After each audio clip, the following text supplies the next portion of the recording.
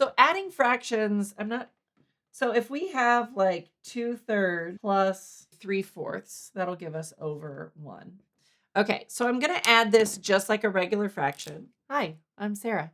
I've been a STEM science math teacher for over 20 years, and I am here to make math engaging and fun and not so scary for everyone involved. If this goes away, follow me on YouTube, Patreon, Instagram, Stand Store. We would do the common denominator and then add the numerators or subtract them, whatever it is.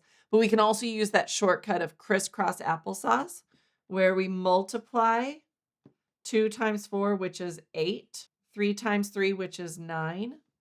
The sign in the middle stays the same. And then I multiply these across and I get 12.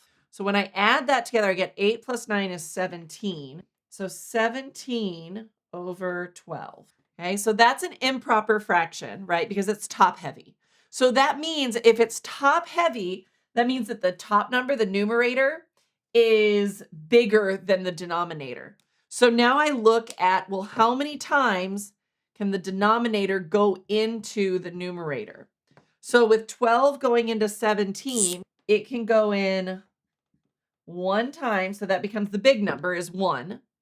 And then you take the remainder, right? So 1 times 12 is 12.